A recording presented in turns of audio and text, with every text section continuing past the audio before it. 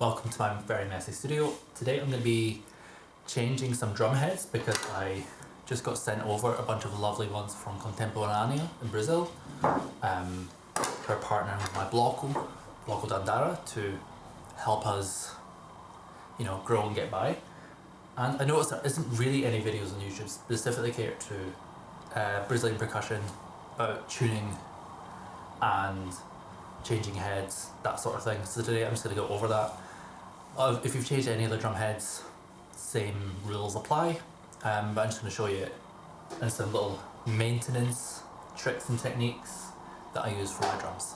So you're going to need kind of spanner or a wrench of some description. A lot of these Caixas and Ebooks to number 10, or just an adjustable spanner. Also cool. You'll need your new drum skins. I like to use a little bowl with WD-40. Other, lubricants are available. And just a cloth just to dry it. So what I like to do is when I take the nuts off of the drums, I'll put it in the bowl that's got WD-40 on it, just to loosen them off, get rid of any dirt and grime whilst I'm at it, and hopefully it should be easier to put them back on again. When it comes to Caixa specifically, there's a way to take the top head off without taking off the wires. Changing Caixa wires is my least favourite chore of all time. So let's just go through it now. So you want to release the tension on the skin, you want to do it evenly. And the same way when you're tightening a head, you want to do it evenly across all the different pressure points, the lugs. So I like to do going across the face of the drum when I'm tightening and detuning.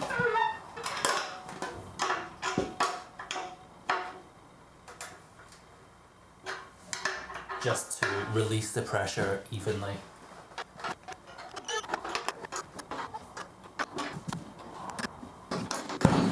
So now, it sounds like hot garbage. And you can see even now, it's really loose, it's not even holding any tension, but I can't even take these off with just my fingers. I need to use the wrench to take it off, which is why the WD-40 comes in handy. But in theory you should be able to twist it more with your fingers, at least a bit, to get some initial tension on the way back on. So, nut in the bowl. Let's do that 5 more times.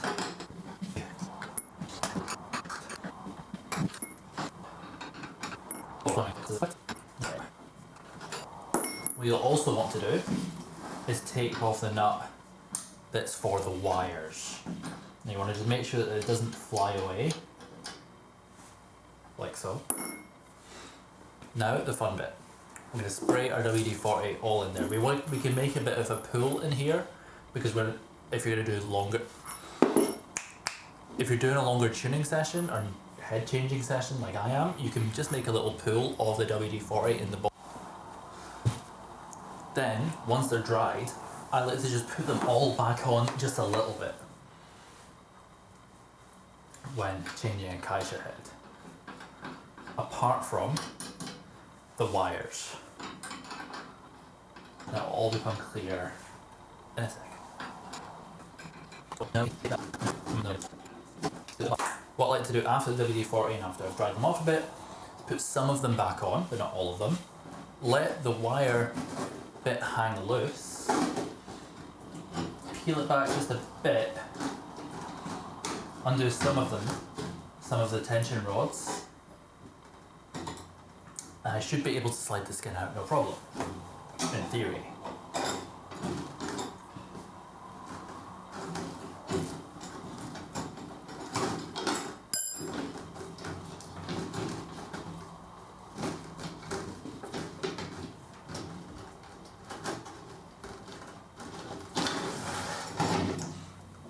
Voila!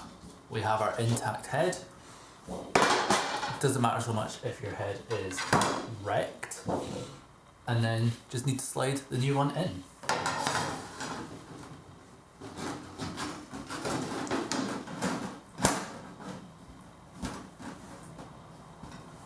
voila.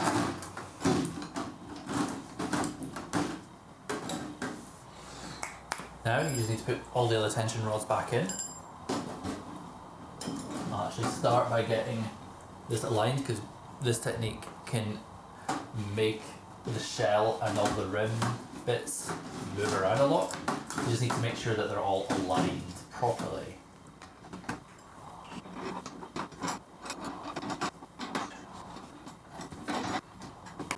Okay, all the lugs are back on. There we are, the new head, and now I just need to retune it. What you want to do is you want to retune the rest of the head first, and then you can do the strings at the end. Once the drum's in tune, the strings will just tune themselves. So I like to get as much tension as possible with my fingers first of all. On these lugs, sometimes you need to hold the rod in place for it to work.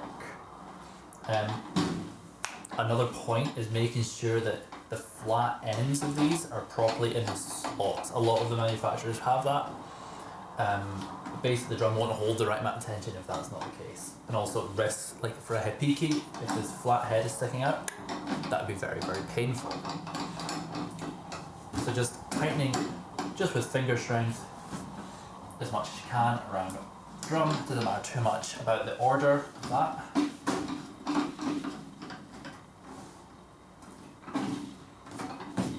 Making sure that all the rods are aligned with each other and are straight rather than at any diagonals.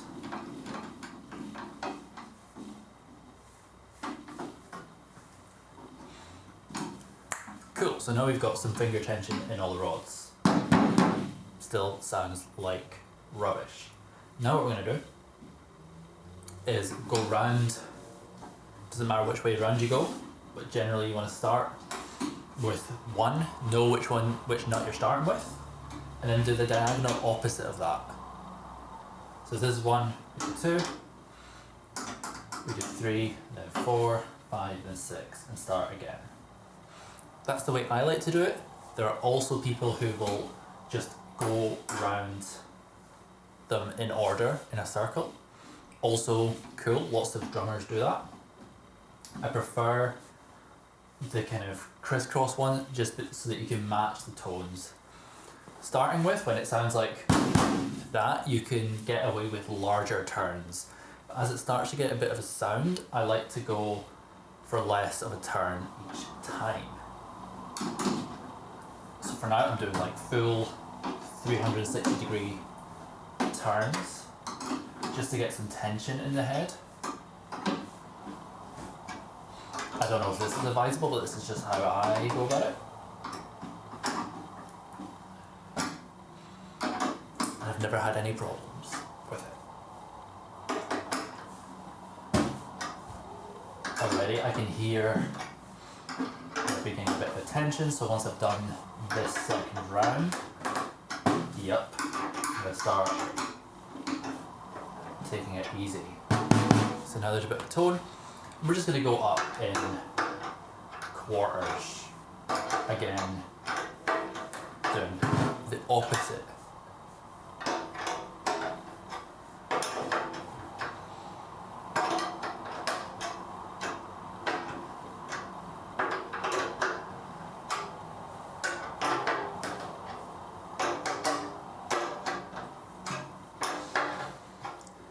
If you're newer, you might want to check every so often.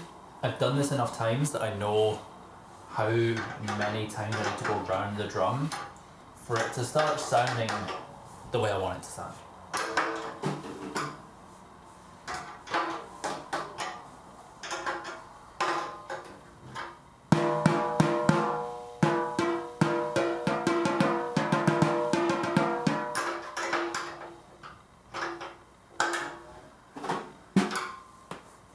As you're going, when you're checking the sound, you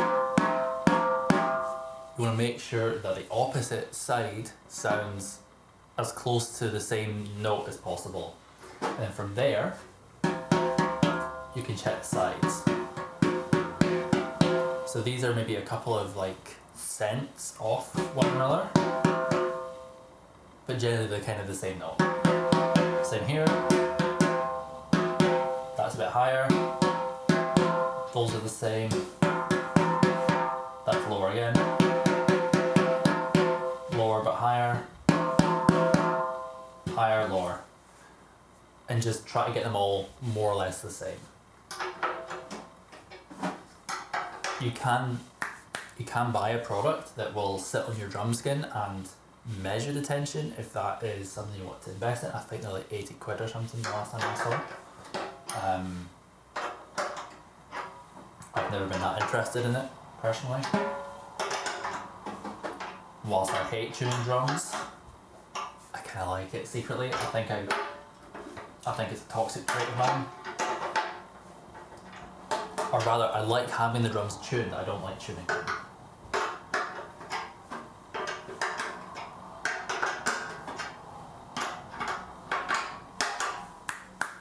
Obviously, I'm quite relaxed about this. I'm not taking it too seriously. That just sort of comes with experience. So obviously, you're tightening this side. Sometimes you want to check on this side if you're getting a bit of a tone out of it. Sounds fine to me. Where's my reference? This is one I made earlier. No, this is one that Contemporaneous sent to me. Already made like this. I just tuned it. Got quite a long way to go in terms of getting this up, but that is the principle. You just keep tuning around the lugs in quarter turns. You can even go smaller than that, and yeah, eventually you'll want to sound like this.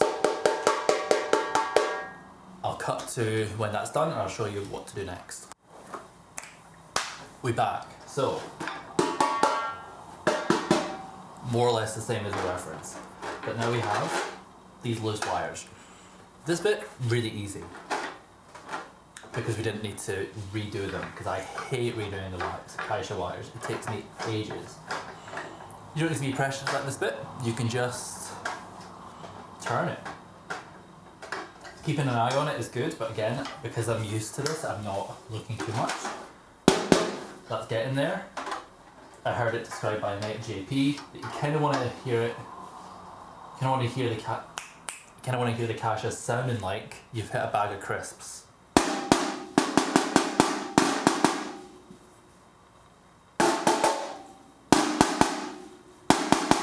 Still needs to come up a bit tuning wise, but generally, this is great. I'm going to let the heads settle, because I don't like putting them under too much pressure straight away. Maybe that's just me being superstitious. But yeah, here we are. New head. Before and after. Isn't that nice? A pro tip that I see a lot of people doing with their Caixas and Hipikis especially is exemplified with this Hipiki that I made the same mistake with. When you're out playing in the streets, and let's say you've got the rods down the way, like I do, and like for lots of people who play particularly like stick and hand tech Hipiki, or if you've just got a Caixa, the rods are most likely going to be down anyway. You just put it down on the ground like that onto the concrete. What that does is it actually creates bends in the rods over time, which makes it nearly impossible to change the heads or even just tune the drum properly. So it was this, which was my first Hipiki. One of the rods was like almost at 45-degree angle. And I was like, oh, it's fine, the head will last forever, and then it broke. And I had to use some pretty dangerous and unconventional ways to heat the rod up to bend it back to roughly straight so that I could get it to work again. Like I just used my gas stove. Would not recommend. So yeah, watching out for that when you're putting your drums down on any ground surface really. Never mind if you want to avoid any damage to like an indoor space if you're using a dance studio or a wooden floor.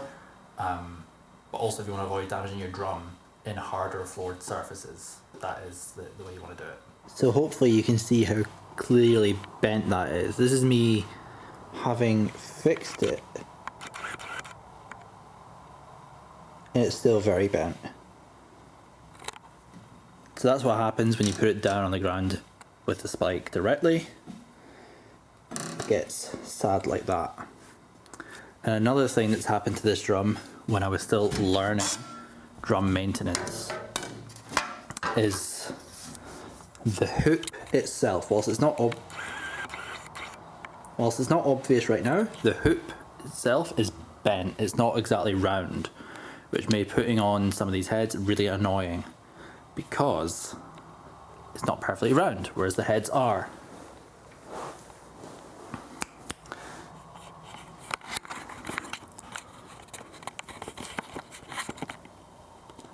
That comes from not tuning it properly and not tuning it evenly.